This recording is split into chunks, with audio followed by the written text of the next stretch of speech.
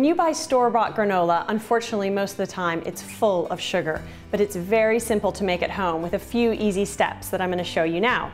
So the first thing you do is I use jumbo gluten-free oats, and I'm starting with about 2 cups, but this is not a precise measurement on any of these ingredients. You can just use and play with the amounts as you go, but it's good to start with a base of about 2 cups of oats. Then I'm going to add all my dry ingredients together first, then add the liquid. So I'm going to put today sunflower seeds, just a little handful. I'm going to put coconut flakes and flax seeds. You don't need many flax seeds, maybe it's a tablespoon. Then of course you can add things like dried cranberries, but those up the content of sugar a lot. But every once in a while that's a nice treat. I'm going to add some in today. Just a couple tablespoons, and some walnuts. And these I'm just going to roughly crunch up in my hands like that. Now you can give that a little tumble with your hands. Then the trick is with your liquids.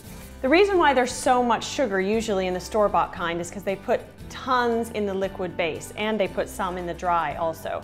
Here I'm just using about 2 tablespoons of maple syrup.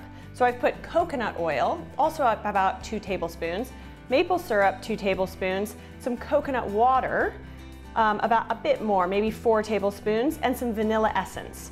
And you heat it up, not very long. I heated this up for maybe 2 minutes.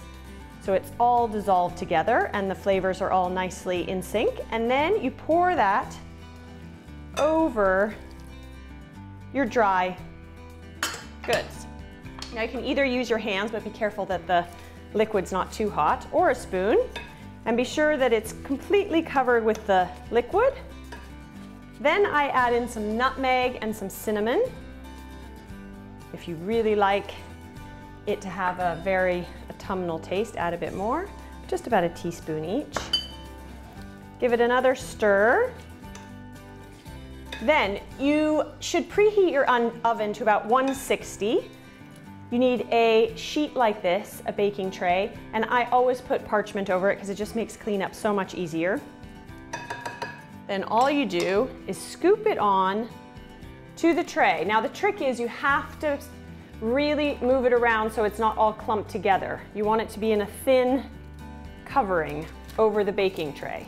That way it cooks evenly and you get all the nice, delicious, crispy brown parts that we all want in granola. You can make as much as you want of this, because once you cook it, and you're going to cook this for about 45 minutes, and you're going to give it a stir maybe every 10 minutes. But once you cook it and you put it in a sealed container, you can keep it for weeks. So if you're on a Sunday making a big batch of breakfast for the days to come, you can make as much as you want.